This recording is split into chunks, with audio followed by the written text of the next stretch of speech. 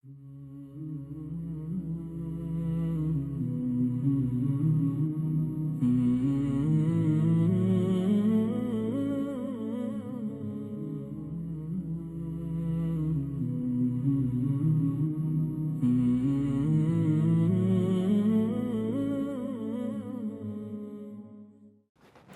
الله الرحمن الرحيم. الحمد لله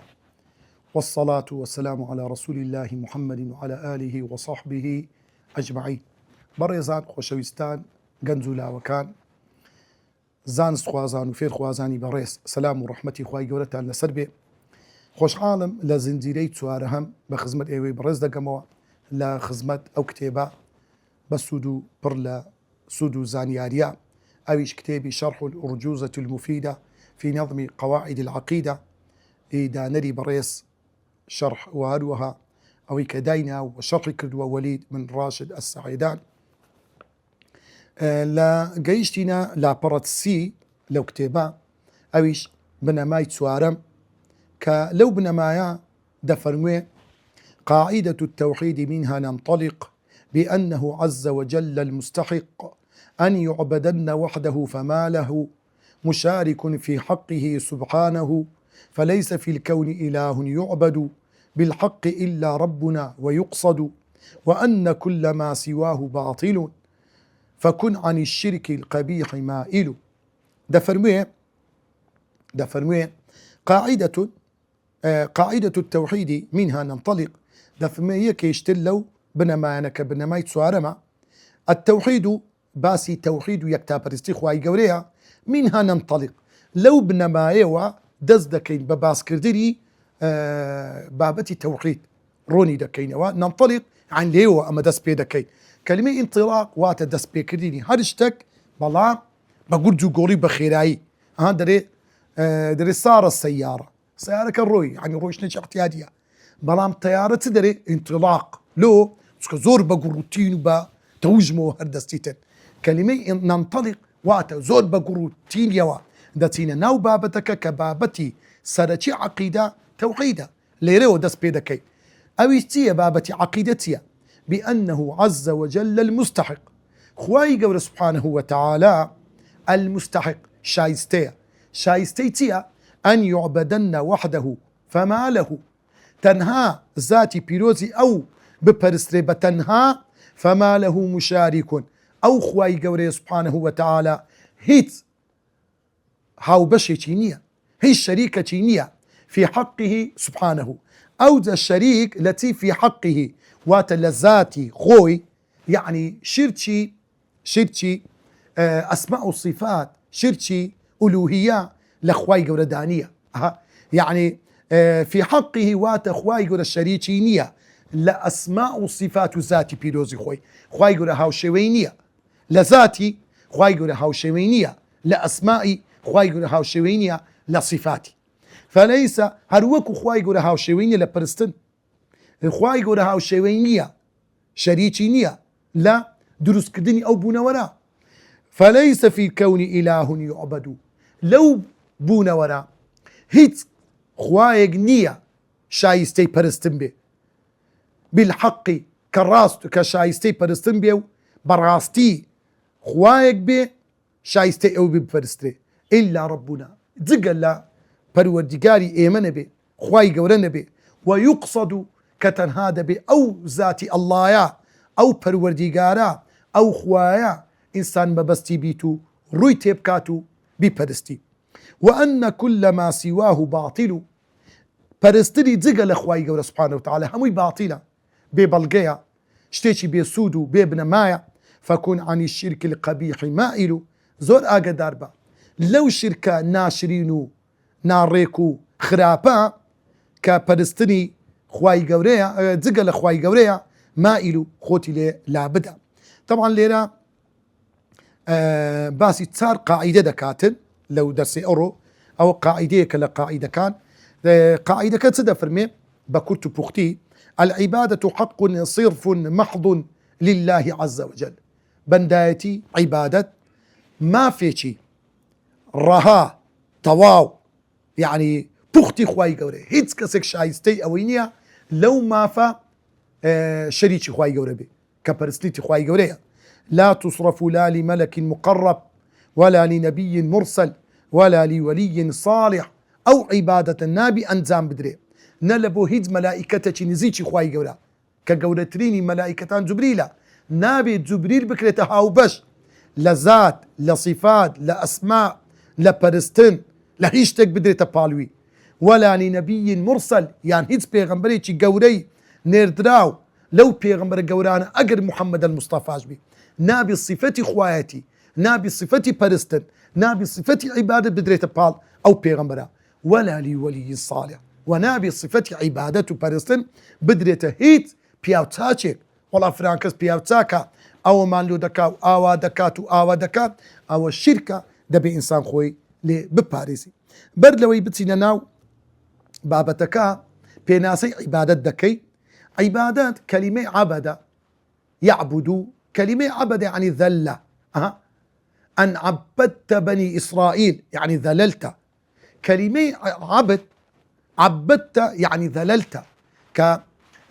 موسى بيغمبر بفرعون دلي أي فرعون حتى كيني وازنايني قلتي بني إسرائيل دمو ذليل كديا سوق الرسوات كردينا لبو خود بكاريان ديني هموي وكو بندن لبوتو كويلن كوانت كلمة عبادة يعني ذلة يعني كابر الزليل بو رسوابو لزماني عربي أقريقاك خوش بيتن بيدن طريق معبد معبد طريق معبد طريق معبد معناته يعني الريك خوش كراي قلتي هنده بس دار رويشتيها توزو خورو يعني هشتشي نما ريكي خوش بهوي زور خلق بس دار رويشتن او ري زليل بوا من الكذب بوا لوي كخلق بس دابروها بويت الريقا كواتا كلمي عبادات لبيناسا شيخ الإسلام أوات تعريفي دكا دفرمي كمال الحب مع كمال الذل. عبادة بيناسا كي أويا كمال الحب أو بري تواوي خوشويستني أو كسيها بلا مع كمال الذل لقن واندني أو بري ملكتي لبوي يعني هندك زاري ويا كسك زور خوش دوي بلا مزيليني لبوي عزتي خوي دا باريزي هندك زارويا هندك كسيا زور ملكته لبويا كتي بلام خوشي ناوي بناتاريا كابره معاشي داتي رشي لنيو تسواني دبتوا كيف بتاري ناي بلام درت بكم معاش يعني مصلحتكم لقريدا. عبادة او كاتيا كسك زور خوش بوي واو بري ملكتي شي لبو انزابدا كاو تنها لبو خواي قوري سبحانه وتعالى. انساني ايمان داري الراستقينا كاتك عبادتي خواي قوري دكا او بري خوشويستي لبو خواي قوري هيا واو بري ملكتيشي لبو دنويني نيو تسواني خوي لعردي دادني لبو خواي قوري او بري ملكتيا. عبادتي خوادك بدل بزبان بمال باندام مكاني لشي او بري ملكتي دنويني وزوزر مرتاح ودل خوشيشا كاتك او عبادتي دكا او عبادتي راستقينيا كإنسان دبي خواي لبو خواي قورا او زور عبادته لو هر شتيك لو هر كسيك انزام بدري زقل خواي قورا او الشركة دبي انسان اقدر بي. وان وها شيخ الاسلام لكتابي العبودية دفرمي عبادتها دفرمي كلمة جامعة لكل ما يحبه الله ويرضاه. عبادة وشيكا وشيك قجيرة قشتيا حمشتك دقرتوا لكل ما يحبه الله هرشتك خواي قورا بي خوش بي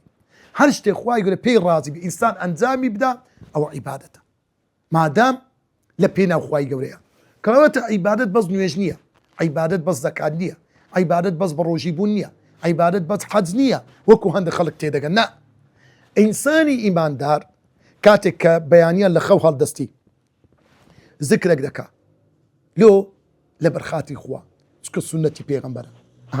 او عبادته لخوشويستي خوا يكا مشتك بذكر دس بيكا دزويجك دشوا او دزويج عبادته ان دي دورك عن ويجي وتر دكا سيرك عن ويجي وتر دكا او عبادته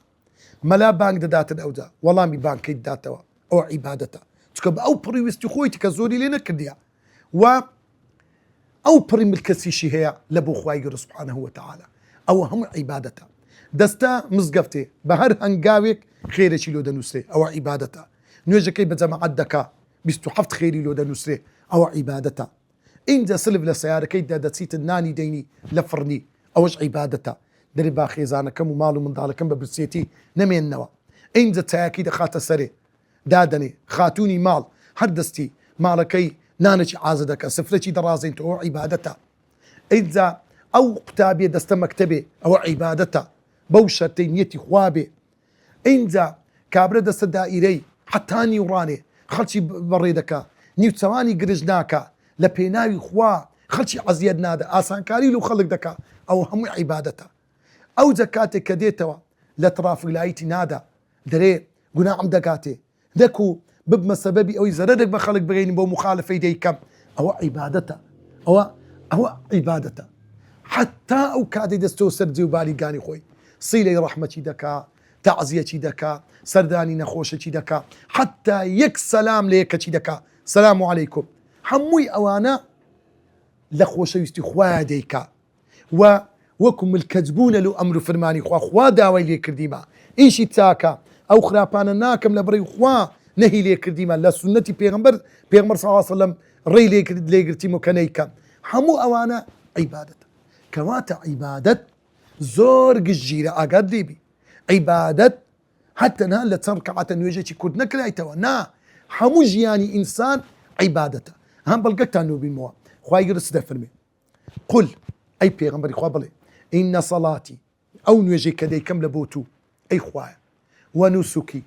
و ئەو شیعار و دروش بوو حەیوان سەر بڕین و قوربانی و شتانەی کە دەیکەم یان هەموو دروشمەکانی ئیسلام نوێژی جەژنەیە نوێژی جومعەیە تەراویحە مانجی ڕەمەزانە هەموو ئەوانە دروش من نوسوک بەو معنایش دێتن قل ئینە سەڵاتی وەنوسوکی ومەحیای هەموو ژیانم مەحیای ئەو ژیانێک کە ئەمن تێیدا بەسەر دەبە هەمووی ومەماتی مردنیشم هەمووی لله رب العالمین هەمووی تەنها لە بۆ خوای گەورەیە. یعنی ئەگە خوای گەورە داوا لە من بکە خۆم بکەمە قوربانی دینەکەی خوا ڕوحم لەسە دەستە وەکو سەحابەکان ئەوە عیبادەتە کاکە هەتەنها بە فکر و خەیاڵ و نیەت ئەگەر ئینسان ئەو نیەتەی هەبی ئەجر و پاداشتی هەیە بزانە ئەوە عیبادەتە. عیبادەت وشەیەکی گشتگیرە عامە کە ئینسان دەبی ئەنجامی بدا بۆیە نابێ لە بۆ هەر یەکێک لەوانی کە گوتمان عیبادەت حتا مەسەلەن لۆ نمونە ئەوە دیارە ئینسان نوێژی بەزل و خوایە ئەگەر لە ژیانی دنیادا ئینسان شتێکی کرد لە بۆ کەسێک مەسەلەن لۆ نمونە کەسێک داوای لێ شتێکی بکە ئەویش بەو پەڕی خۆشەویستی و بەو پەڕی ملکەتیەوە لە بۆی کرد با شتێکی عادەتیش بی بەڵام ئەوە عیبادەتی لێ هاتە جێ ئەو ئینسانە وەکو ئەوەی وایە شەریکی لە خوا بڕیاردابی. لۆ نمونە مەسەلەن کابرا خێزانی خۆش دەوێ وانە بەڵێ خۆشویستنی خێزان عیبادەتە وانە سنەتی پێغەمبەرە صلی الله عليه وسلم. بەڵام ئەگەر خێزانەکەی کابراژنەکەی داوای شتێکی لێ کرد پێچەوانی شەرعە پێچەوانی دینە بەڵام ئەو جێی پێدە دەدەی قەیناکە کردی لە بە خاتر دریوی لۆ گوتی زۆرم خۆش دەوێ و ملکەتی خێزانەکەی بوو بەو پەڕی ئەو بەڕاستی دەبێ ئینسان ئاگدار بی ئەوە بەڕاستی گوناحی دەگاتێ نابی پێغەمبەر چ دەفەرمێ لا طاعة لمخلوق في معصية الخالق نابی بەجێ کەسێکی بکەی کە داوایەکە لێ دەکە پێچەوانی ئەمر و فەرمانی خوا و پێغەمبەرە صلی الله عليه وسلم. کەواتە بەڵگەمان چییە؟ ئەو عیبادەتە گەورەترین عیبادەت کە ئینسان ئەنجامی دەدا چییە؟ تەوحیدە. عیبادەتی دڵ ئیمانە عیبادەتی دڵ خۆشەویستی خوایە لە ناو دڵ عیبادەتی ناو دڵ ئەو یەکتاپەرستیەیە کە ئینسان بەس تەنها ذاتی ئەڵڵا دەناسی بەس تەنها خۆشەویستی ڕەهای لە بۆ خوای گەورەیە. لۆیە ئەو عیبادەتە خوای گەورە سبحانه وتعالى دەفەرموێ ولقد بعثنا في كل أمة رسولا بەڕاستی ئێمە لە بۆ هەموو ئومەتێک پێغەمبەرێکمان ناردووە. ئیشی ئەو پێغەمبەرە چییە؟ وەزیفەی ئەو پێغەمبەرە چ بووە؟ وەزیفەی سەرەکی ئەن اعبدوا الله واجتنبوا الطاغوت. ئەن اعبدوا الله ئەن اعبدوا الله معنای چییە؟ يعني أن وحدوا الله واتە تەنها بە تەنها خوای گەورە پەرستن تەنها یەکتا پەرست بن تەنها خوای گەورە پەرستن واجتنبوا الطاغوت و هەموو ئەوانەی جگە لە خوای گەورە دەپەرسترێن وازیان لێ بینن لێیان بە دوورکەونەوە بتە سەنەمە دینارە دۆلارە شەخصە حزبە هەموو لێیان بە دوورکەون هەروەکو خوای گەورە دەفەرموێ وما خلقت الجن والإنس إلا ليعبدوني ئەمن جن و مرۆڤم دروست نەکردووە إلا لە بە یەک مەبەست دەبیتن ليعبدوني كلمة ليعبدوني يعني ليوحدوني واتە تەنها ئەمن بە تاک بپەرستن عیبادەت لێرە مەقسەدی تەوحیدە يا أيها الناس خوای ئەی خەڵچینە بە تێگڕایی اعبدوا ربكم أي وحدوا ربكم تنها خواي قرب تاكو تنها بناسن الذي خلقكم أو خداي كوائي ويخلق كدوا والذين من قبلكم وخلقاني بيشي ايوشي خلق كدوا لعلكم تتقون بوي خواي قرا بتان باريزو بدوتان بخا لا أجري دوزخ هروكو خواي قرا دفرموه تالكو تاي آياتك فلا تجعلوا لله أندادا اي ولا بو خواي قرا هيت هاو بشو شريكك بالريار مدن وأنتم تعلمون لكاتك دزان الشرك براسي زرر زياني دنيا وقيامتي هاي اللبوتان هروكو خواي قرا دفرموه وما أرسلنا من قبلك من رسول إما لبيشتو أي پیغمبري خواهيت پیغمبرك من ناردوا إلا نوحي إليه إلا إما وحي من نارد لبو أو پیغمبرا كبخلق كي بلي أنه لا إله إلا أنا هيت خدايا جنيا شايستي پرستن بي إلا ذاتي بيروزي خوم نبي فاعبدوني كواتا تنها من بپرستن فاعبدوني أي وحيدوني واتا تنها من بتاك بزانن بناسن هروكو خواي قورا دفرموه شهيد الله أنه لا إله إلا هو خواي قورا شهادي ددا بذاتي بيروزي خوي بقورا وعظمتي خوي هيت خدايا جنيا شايستي پرستن بي إلا ذاتي خوي نبي والملائكة وملائكة كانش همان شاهديان دا وأولو العلم وخاون زانستكان أواني هلقري زانستو زانياريبون همو أوانا قائما بالقسط شاهديان دا بشاهديش راستو درست ببي هز لا دانك ببي هز خوارو خيتيك شاهديان دا لسأوي لا إله إلا هو هيت خدايق نشايستي پرستن بي إلا ذاتي الله نبي العزيز الحكيم كخدايتي ظالو بدا صلاتو دانا وكاربديه هروها خواي قرد فرميه فعلم أنه لا إله إلا الله أي بيغمري خوا بزانستو زان ياريوا بخلق راب جينا كهيت خدايق نشايستي پرستن بي إلا ذاتي الله نبي واستغفر لذنبك وللمؤمنين والمؤمنات عند داوي اللي خوجون لبو جناح كاني خوتو لبو جناحي باورداراني جنو بياو بكا والله يعلم متقلبكم ومثواكم هر خواي قوريا دزاني بارو دوخو حال وقوزراني ايوا سون قد سيقوراني بسداديتو آخر كوتايتان سون دبيتن كوات الليرة لو قاعدة دبي آقدار بي هر عبادتك كقوتمان عبادت لبو غير خواي قوري انزام بدري او الشركة دبي انسان خوي ليه باريزي لو عبادتك كان بريزان سيدزور عبادتي سرچيبان هي عبادتي قلبي وكو ذكرى وكو إيمان وكو خوشويستي خوا وبيغمبر صلى الله عليه وسلم وكو توكل لسخوا ترسان لخوا حب خوشويستي خواي قورا همو أوانا عبادتك كوملا عباد بيوندي بدل هي توكل لسخواي قورا سبحانه وتعالى هندك عبادتها عبادتي زبانة وكو سباسكرني خوا تسبيحاتي خوا ذكري خواي قورا قرآن خويندن همو أوانا عبادتكن دبيلو خواي قورا أنزام بدري هندك عبادتها بمال دكري وكو جهاد وكو حج وكو عمره وكو قرباني كردن وكو زكاة همو أوانا عبادتكم ولا عبادتكن بيوندي بمالو سروة سامانية هندك عبادتي بيوندي بتايا بأندامي لشي إنسان وكو سجدة وكو ركوع وكو أو عبادتاني كإنسان أنزامي دا هر يشي لو عبادتانا لبو غير خواي قورا أنزام بدري أو براسي إنسان توشي شرك دبي وكو عبادتي دعاء بيغمبر ده فرمي صلى الله عليه وسلم الدعاء مخ العبادة الدعاء هو العبادة براسي ناوروش عبادة دعاء أو دعاء لبو غير خواي قورا أنزام بدري براسي شركة فنابردنا بغير خواي قورا شركة فنابردن خو باراسن بغير خواي قورا أو الشركة داواي هاوكاري كردن لغير خواي قورا أو الشركة طبعا تون داواي هاوكاري دروسة كاك قلمكم دشتش بيبروس مقصدي أونية نا بلام أتو داواي اشتق كلا خصائص تايبتي خوايا أتو داوا ليك شكبكي كزتاني كري بداتا إنساني كزتاني من ضالي بدات كسشي كزتاني أو عايدي خوايا أتداوي أوشتانا لغيري خوابك أو الشركة دنا قلمك كتابك داوليك شركي أو أقل بي أو قاعدة قاعدة بينزام كذا فرمي كل الرسل بعثوا لتقليد توحيد الألوهية كوا دفرمي الباسي كير بالي همو بيغمبران نايدراون لابد يجير كدني توحيد ألوهية يعني أو كان ناسيني خواي قولا وكو ملك آيات من باسكت ولقد بعثنا في كل أمة رسولا أن يعبدوا الله واجتنبوا الطاغوت وما أرسلنا من قبلك من رسول إلا نوحي إليه أنه لا إله إلا أنا فاعبدون أو هم التوحيد يعني شعاري بيغمبران أو أبو اعبدوا الله ما لكم من إله غيره تنها خواي قولا برستن هيت خود ليش شايستي برستن بي زقل ذاتي الله هروكو بيغمبري خوا صلى الله عليه وسلم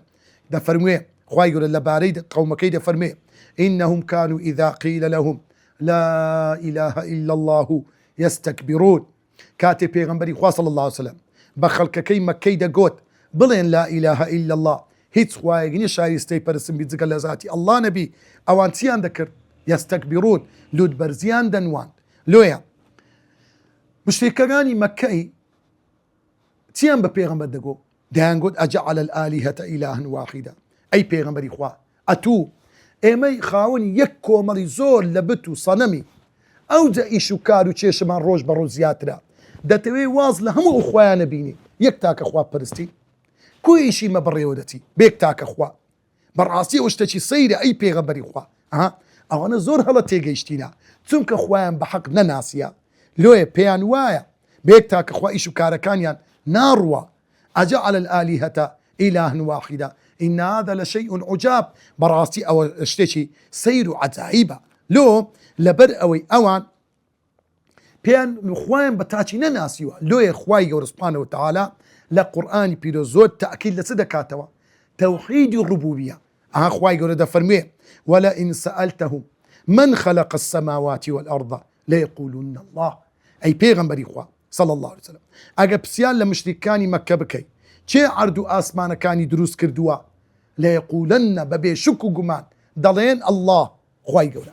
قل لي من الأرض ومن فيها إن كنتم تعلمون أي بيغمبر إخوة ليان ببرسا أوي لزيوية أوي لنو زوية هموي ملشي چه دروستي كردوا چه خاونيتي چه هرصورين ريتي إن كنتم تعلمون أجر إيه ودزانا آية هبلو مناتو لات دروستي كردوا يعني خواي قورا همو ديانقو الله كما تليرا دا قورترين مشكلتيا مشكلي الربوبيتا أجر كسك براسي خواي ناسي وكو خالق وكو هرصورينر وكو بريوبري أو كونا زور بآساني ملكز دبي تنها أي برستي شي خالق كشرك بيدا دكا سبكيتيا لربوبية إخوانا قيشتيا لو يبزانا خواي يقول القرآن ده فرمي لسورة يوسف وما يؤمن أكثرهم بالله خلق زور بيان إيماني الراس تقينه وتواويات للاين الربوبية للاين هالصورين اللي يكون بطاوتي خوان يقلا نكتوا الأخوة بطاوتي خوان بحقنا ناسيوا إلا وهم مشركون لو أوان شريك بيدا دك الألوهيات يعني قناعتك لو دروز بوا أو بتا أو صنم أو مارو سروة سامانا ريقايك هو كاريك لوين من ضالي بداتي يان لدردو بلايق لا يبدا يان زرر قازان دا بيه بقين يان زرر دا ليو دور بخاتوا لوي أو بيرو باورا وادك اللي بباريتوا يعني فكرة كل شيء لا أويك أو تعظيمي يعني بيوا أو بتا أو صنما يعني لخوي تاونا قيشتيا للربوبية إخوة لو يتوشي شرك دبي هواري دكا هواري غير إخوة دكا دباريتو لغير إخوة بنادبات بر غير إخوة لبر أوي بيوايا أو اشتش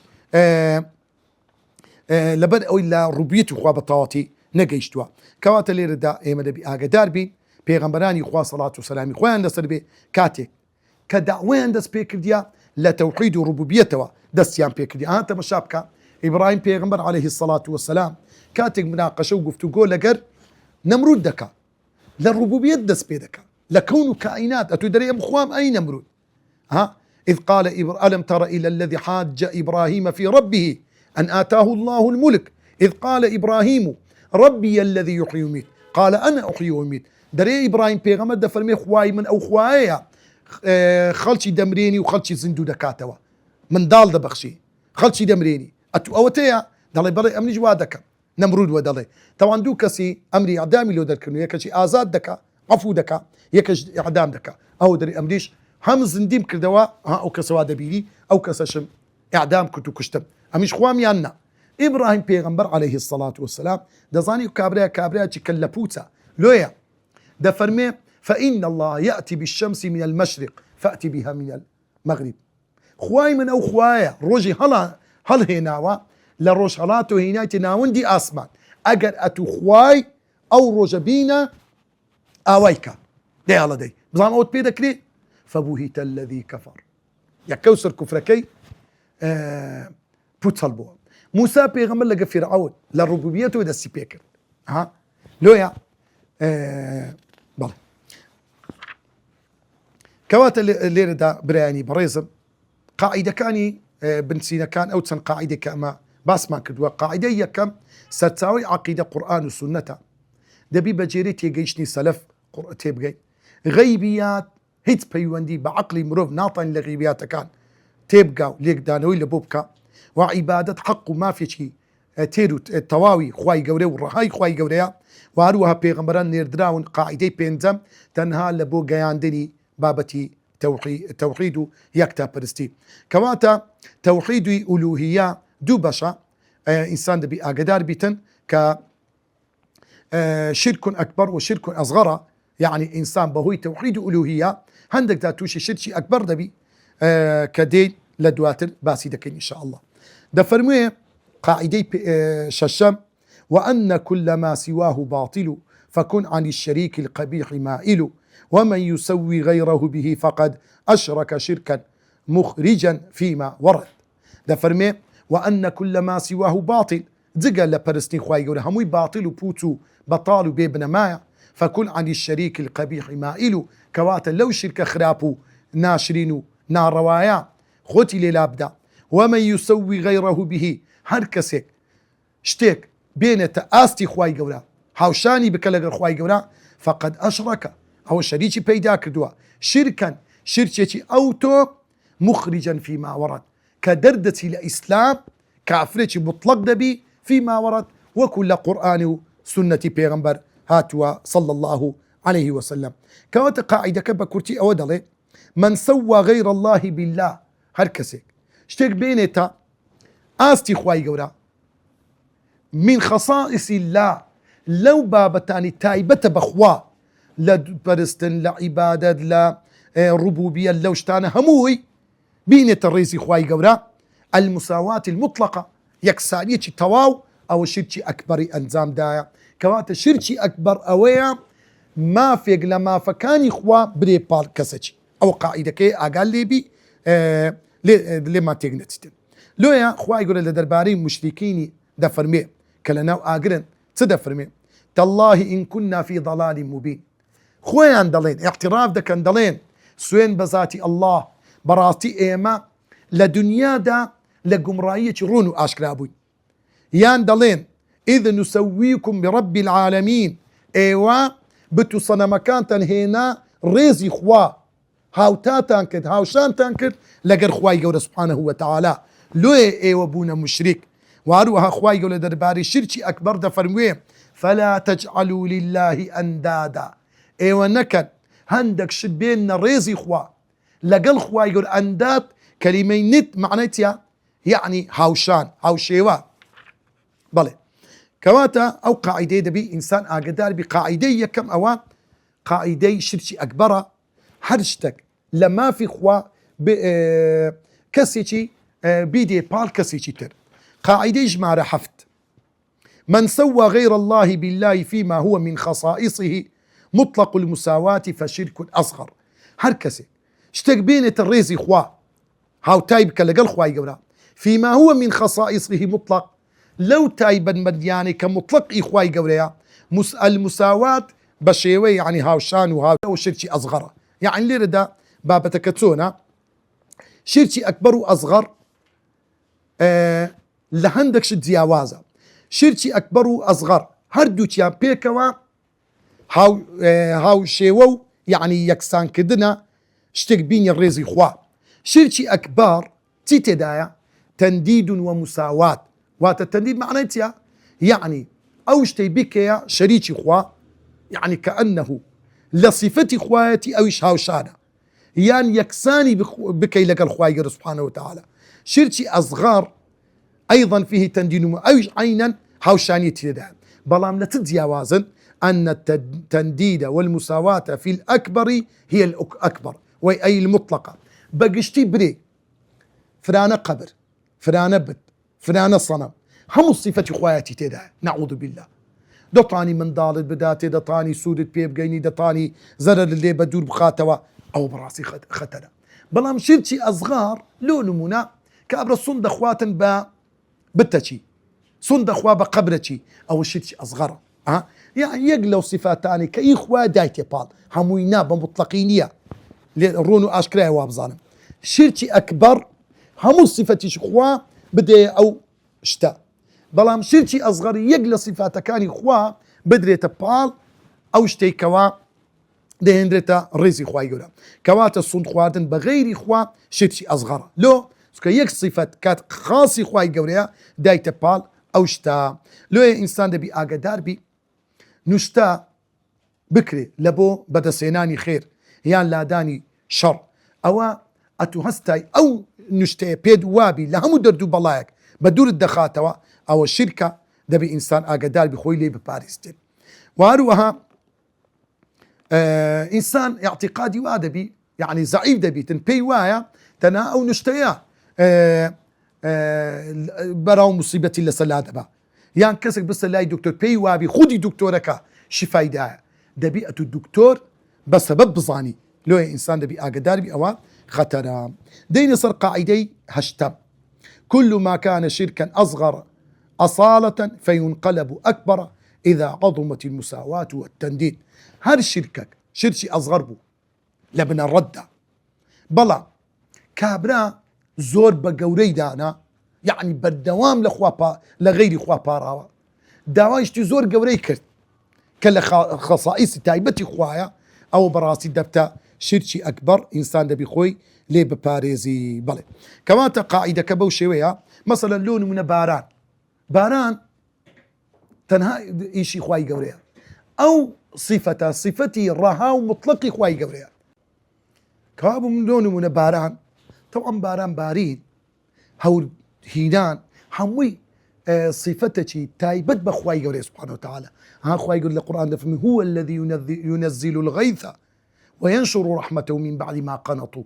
أو تايبت إيشي خوايا صفاتي خوايا أجر كسك أو اشتبدات بال خواي قولي سبحانه وتعالى أو براستي توشي شرشي أكبر دبي تك أو صفاتك لصفاتي خاصي خواي قولي سبحانه وتعالى دقوري شرشي أصغر برو شرشي أكبر دتيتن لو يزانان دلين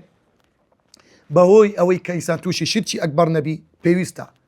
درقا كاني شرشي أصغر لخوي دابخة لوي نتسيت ناو درقاي لدرقايكو نتسيت جوري كشرك الأكبر لوي بيغمبري خوا صلى الله عليه وسلم زور أقدار بولوي كمسلمان الصحابة كان بباريسي لشرشي أصغر داري كان بيغمبري خوا صلى الله عليه وسلم صحابة قدي فرمي ما شاء الله وشئت أي بيغمبري خوا أجر خواي قولوا أتويست الله سربي بيغمبر فرمي أتجعلني لله ندنا آدم كي هاو بشي خواي قولا بري ما شاء الله ثم شئت أجر خواويستي لبي لباشان أتويست الله سربي كواتا دروزنية هاو تاكدني يتكسك أجر بيغمبري خواج بي هو شرك الأصغر بلام إنسان بردوان بي لسر داخلي شرشي أكبر دبي يان بيغمبري خوا لسفر قرانوا شوت يان باران باري بيغمبري خوا صلى الله عليه وسلم كبياني بوا فرموا يا صحابة كان أصبح منكم مؤمن بي وكافر بي أو شواء إيوا هندك تان لو بياني دا إيمان تن بمن هبو هندش تان كافر بن بمن وتيان كو أي بيغمبري خوا فرموي أو أني وتيان مطرني بينوي كذا وكذا باران من لو باري بهوي أستيري فران وفي صاروا باران باري نەتاندا پاڵخوای گەورە ئەوە بەڕاستی شرکتا پێیا کرد و ئەوانەی وتیان مطرنا بفضل الله وەڕەحمەتی بارانمان لۆباری بە فەضل و بەخشش و میهرەبانی خوا ئەوانە ئیمانیان بە منە. ئەها پێغەمبەری خوا سەحابەکان لێ ئاگادار کردەوە. لۆیە بەڕاستی دەبێ ئینسان زۆر هەستیار و وشیار و ئاگدار بێ لە شرک، هەر زۆرە شرکەک بی بەڕاستی خۆمانی لێ بپارێزین، چونکە بەڕاستی خەتەرناکترین و ترسناکترین شتە کە ڕوو بەڕووی ئینسان ببیتەوە. دەپاڕین و لە خوای گەورە عاقیبەت خێرمان بکە، خوای گەورە دین و ئیمانمان سەلامەت بکە، خوای گەورە ئەو عەقیدە و بیر و باوەڕێک کە عەقیدەیەکی ڕاست و دروست و لەسەر بنەمای قورئان و سونەتە بە هەموو لایەکمان ببەخشی. وصلى الله وسلم على سيدنا محمد والسلام عليكم ورحمة الله وبركاته.